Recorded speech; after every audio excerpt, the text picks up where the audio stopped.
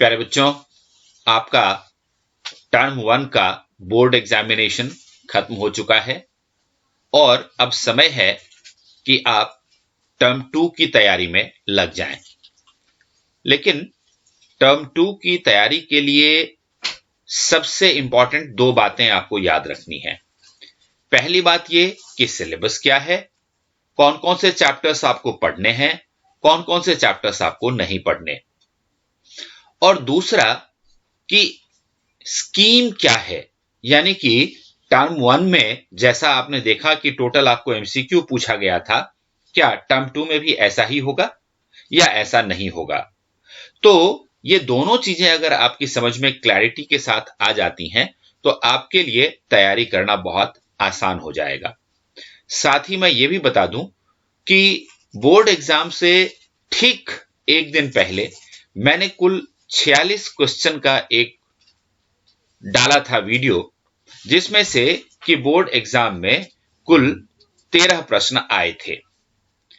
तो यहां से यदि आपने अब तक इस चैनल को सब्सक्राइब नहीं किया है तो कर लीजिए और बेल बटन जरूर दबा दीजिए, क्योंकि यहां से आगे जो भी आपको वीडियोस आएंगी उसका नोटिफिकेशन आपको लगातार मिलता रहेगा। इसलिए आप जल्दी से इस चैनल को सब्सक्राइब कर लीजिए और हम आपको बताते हैं कि आपको सिलेबस क्या पढ़ना है और साथ में कौन से चैप्टर्स नहीं पढ़ने हैं और स्कीम ऑफ एग्जाम क्या होगा। ये देखिए आपके सामने टर्म 2 एग्जामिनेशन जो कि अगले मार्च अप्रैल 2022 में होंगे। अब ये तय हो गया कि बोर्ड का जो अगला परीक्षा है क्लास 12th का, वो मार्च और अप्रैल के महीने में होगा 2022 में। कैसे होगा ये देखिए, इसके बारे में बोर्ड कहता है कि the question paper will have question of different formats. Case based question होंगे, सिचुएशन बेस्ड क्वेश्चन होंगे, open ended short answer question होंगे, लॉन्ग आंसर क्वेश्चन होंगे, और ड्यूरेशन जो होगा एग्जाम का वो 2 घंटे का होगा। टर्म 1 में ये सिर्फ 1.5 घंटे का था, लेकिन अब जो पेपर होगा वो 2 घंटे का होगा। और इस 2 घंटे में केस बेस्ड क्वेश्चन भी पूछे जाएंगे, सिचुएशन बेस्ड क्वेश्चन पूछे जाएंगे, open ended short answer question भी पूछे जाएंगे, लॉन्ग आंसर क्वेश्चन भी होंगे, मैप क्वेश्चन भी होंगे। तो इन सबको मिलाकर के क्वेश्चन तैयार होगा। सिर्फ एमसीक्यू पढ़ने से अब आपका काम नहीं चलेगा। और ये भी कि 50% ऑफ एंटायर सिलेबस आपको पढ़ना है। यानी कि टर्म 1 के एग्जामिनेशन में जो आपने पढ़ लिए, अब वो आगे नहीं पढ़ना है, आपको उन चैप्टर्स को छोड़ देना है। अब जो चैप्टर्स मैं आपको आगे बताऊंगा उन्हीं चैप्टर्स को आपको पढ़ना है।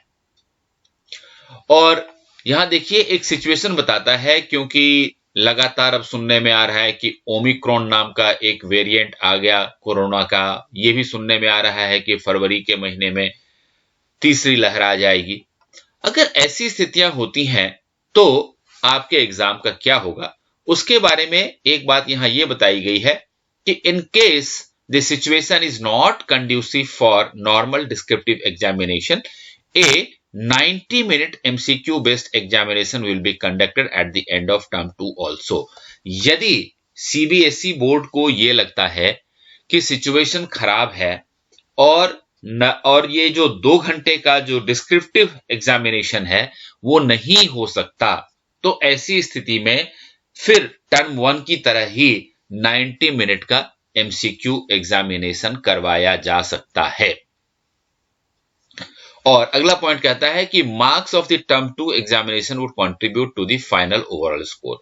यानी कि टर्म 2 में जो एग्जाम होगा और टर्म 1 का जो एग्जाम हुआ है, इस दोनों में जो आपके मार्क्स आएंगे उसको मिला के आपका फाइनल स्कोर बनेगा। तो इसका मतलब 2 बातें हुई। यदि सब चीजें सामान्य रही तो उस कंडीशन में descriptive type, long answer type, short answer type, इस तरह के क्वेश्चंस आपको करने होंगे। और यदि स्थिति खराब हो गई और डिस्क्रिप्टिव एग्जाम करवाना संभव नहीं हुआ तो उस कंडीशन में एमसीक्यू बेस्ड एग्जामिनेशन भी हो सकता है। तो आपको दोनों ही तरह की तैयारी करनी होगी, यानी कि एमसीक्यू की भी तैयारी करनी होगी और आपको डिस्क्रिप्टिव क्वेश्चंस की भी तैयारी करनी होगी। यह बहुत इंपॉर्टेंट है आपके समझने के लिए। अगला देखिए, अगली बात ये कही गई है, assessment examination as per different situation. अगर सिचुएशन ऐसी हो जाती है, जैसे यहां लिखा गया है कि in case the situation of the pandemic forces complete closure of the school during March April 2022 but term 1 exams are held. तो टर्म 1 एग्जामिनेशन तो हो चुके हैं, मान लीजिए कि स्थिति ऐसी उत्पन्न हो जाती है कि मार्च अप्रैल जब बोर्ड एग्जाम लेने की तैयारी कर रहा है, उस समय यदि कोरोना की स्थिति ऐसी हुई कि स्कूल्स बंद हो गए पूरी तरह से और एग्जामिनेशन लेना संभव नहीं हुआ, तब क्या होगा? तो उसके बारे में सीबीएसई कहता है कि result would be based on the performance of students on term 1 MCQ based examination and internal assessment.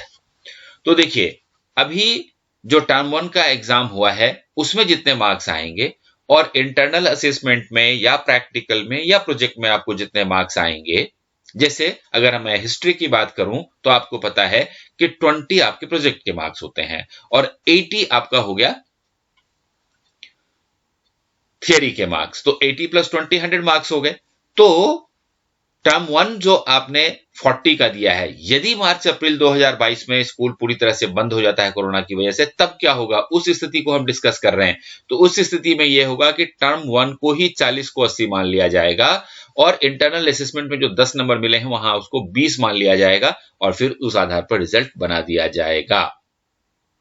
क्योंकि ये अगला पॉइंट यही कहता है कि the weightage of the marks of term 1 examination conducted by the board will be increased to provide year end result of the candidate. तो इसी को 40 को 80 कर दिया जाएगा, 10 को 20 कर दिया जाएगा और 80 और 20 मिलाकर के 100 मार्क्स में आपको नंबर दे दिया जाएगा। लेकिन ध्यान रखना है कि यह बात तभी होगी यदि कोरोना की वजह से स्कूल बंद हो जाते हैं। तो दोस्तों, ये मैंने आपको बताया कि स्कीम ऑफ एग्जामिनेशन आपके बोर्ड के फाइनल का जो मार्च अप्रैल 2022 में होगा, उस समय में स्थिति क्या होगी, तो रिजल्ट किस तरह से होगा, या फिर स्थिति सामान्य रही तो एग्जाम किस तरह से होगा। आगे पढ़ने से पहले मैं आपको याद दिला दूं कि डिस्क्रिप्शन बॉक्स में जाइए, सबसे पहले आपको वहां एक लिंक दिखेगा जो हमारे टेलीग्राम ग्रुप का है, उस पर क्लिक करिए और हमारे टेलीग्राम ग्रुप का मेंबर बन जाइए। हम आपको वहां सभी स्टडी मटेरियल्स और इस तरह के सीबीएसई के या डायरेक्टरेट ऑफ एजुकेशन के जो इंपॉर्टेंट सर्कुलर्स निकलते हैं उनका पीडीएफ डाल देते हैं ताकि आपको उनको देखने में सुविधा हो। इसीलिए जरूरी है कि आप जल्दी से टेलीग्राम ग्रुप का मेंबर जरूर बन जाइए। चलिए, अब हम बात करते हैं क्लास 12 हिस्ट्री में कौन से चैप्टर्स आपको पढ़ने हैं और कौन से चैप्टर्स नहीं पढ़ने हैं, इसको अच्छी तरह से समझ लीजिए। सबसे पहली बात ये देखिए, themes in Indian history part 2 जो बुक 2 है आपका, जिसमें कि चैप्टर नंबर 5 से 9 तक दिया है। मैंने आपको बताया कि अगर सब कुछ सामान्य रहा तो 40 नंबर का एग्जाम होगा। तो इसमें ये जो थीम 5, 6 और 7 है और ये 8वां किसान, जमींदार और राज्य, यहां तक तो डिलीटेड है क्योंकि भक्ति सूफी और विजयनगर ये आप पढ़ चुके। यात्रियों के नजरिए से और किसान, जमींदार और राज्य, ये यहां से लेकर के यहां तक आपको पढ़ना नहीं है। तो बुक 2 में से आपको क्या पढ़ना है? सिर्फ एक चैप्टर पढ़ना है, वो है किंग्स एंड क्रॉनिकल्स, शासक और इतिवृत्त, मुगल दरबार। ये चैप्टर नंबर 9 है। तो ये आपको पढ़ना है, इस बात का ध्यान आपको रखना है। चैप्टर नंबर 9 बुक 2 से शासक और इतिवृत्त, मुगल दरबार के बारे में जो है ये जरूर पढ़ना है। अब आइए बात करते हैं बुक 3 की, themes in Indian history part 3। इसमें 10 से लेकर के 15 तक चैप्टर हैं और यहां देखिए चैप्टर नंबर 10 जो है ये आपको पढ़ना है, उपनिवेशवाद और देहात, colonialism and the country side. लेकिन एक खास बात यह है कि इसमें सिर्फ आपको हाफ चैप्टर पढ़ना है, यानी कि चैप्टर नंबर 10 जो है ये 257 पेज से शुरू होता है और 285 पेज तक है। लेकिन आपको पढ़ना कहां से कहां तक है? शुरू के 257 पेज से लेकर के 274 पेज तक, 257 से 274 तक पढ़ना है और उसके आगे 275 से 285 तक आपको नहीं पढ़ना है। यानी कि चैप्टर 10 उपनिवेशवाद और देहात सिर्फ 274 पेज तक पढ़ना है, जो कि कुल आधा चैप्टर बनता है। इसके बाद चैप्टर नंबर 11 जो है रेवल्स एंड द राज, विद्रोही और राज, ये कंपलसरी चैप्टर है और ये आपको पढ़ना ही पढ़ना है। इसके बाद जो चैप्टर नंबर 12 है, कॉलोनियल सिटीज, औपनिवेशिक शहर, ये देखिए क्रॉस लगा हुआ है यहां पर भी, तो ये आपको नहीं पढ़ना है। चैप्टर नंबर 12 आपको नहीं पढ़ना है। लेकिन चैप्टर नंबर 13 महात्मा गांधी और राष्ट्रीय आंदोलन, Mahatma Gandhi and the nationalist movement आपको जरूर पढ़ना है। इसलिए ध्यान रखना है कि बुक 3 में जहां पर मैं चैप्टर नंबर 10 से 15 तक है, वहां पर चैप्टर नंबर 10 सिर्फ आधा पढ़ना है, चैप्टर नंबर 11 पूरा पढ़ना है, चैप्टर नंबर 12 नहीं पढ़ना है, चैप्टर नंबर 13 पूरा पढ़ना है। बच्चों, मैं आपके बहुत ही काम की बात कर रहा हूं, इसलिए इस चैनल को जरूर से लाइक कर दीजिए और साथ साथ ये भी ध्यान रखिए कि आप किस तरह का वीडियो चाहते हैं कि मैं आपके लिए बनाऊं, जिससे कि आपकी पढ़ाई में सुविधा हो। मुझे जरूर कमेंट बॉक्स में लिख करके बताइए, तो हम उसी तरह का स्टडी मटेरियल आपको प्रोवाइड कराएंगे। चलिए आगे बढ़ते हैं और ये देखिए 14 नंबर की जो थीम है, यानी कि चैप्टर नंबर 14 अंडरस्टैंडिंग पार्टीशन, बंटवारे की समझ, ये पूरी तरह से डिलीट कर दिया गया है, ये आपको नहीं पढ़ना है। लेकिन चैप्टर नंबर 15 जो है फ्रेमिंग द कॉन्स्टिट्यूशन, ये आपको पढ़ना है। संविधान का निर्माण आपको पढ़ना है। इसका मतलब क्या हुआ, टर्म 2 के लिए कितने चैप्टर्स पढ़ने हैं, देखिए यहां आपको एक चैप्टर ये पढ़ना है, थीम 15, यहां 13 2 हो गया, उसके बाद यहां 11 तो 3 हो गया। ये 3 चैप्टर तो कंपलसरी हो ही गए, 11 13 और 15, ये 3 चैप्टर तो कंपलसरी हो गए।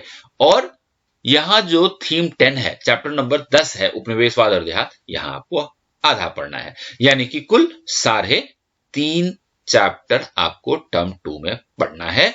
तो अब आपकी समझ में आ गई कि कौन से चैप्टर्स आपको पढ़ने हैं, कौन से चैप्टर्स आपको नहीं पढ़ने, और कोरोना के कारण जो डिफरेंट सिचुएशंस होंगी, उस स्थिति में आपके एग्जाम्स कैसे होंगे और आपके रिजल्ट कैसे होंगे। तो आप जल्दी से इस हिसाब से प्लान कर लीजिए और अपनी पढ़ाई शुरू कर दीजिए। All the best.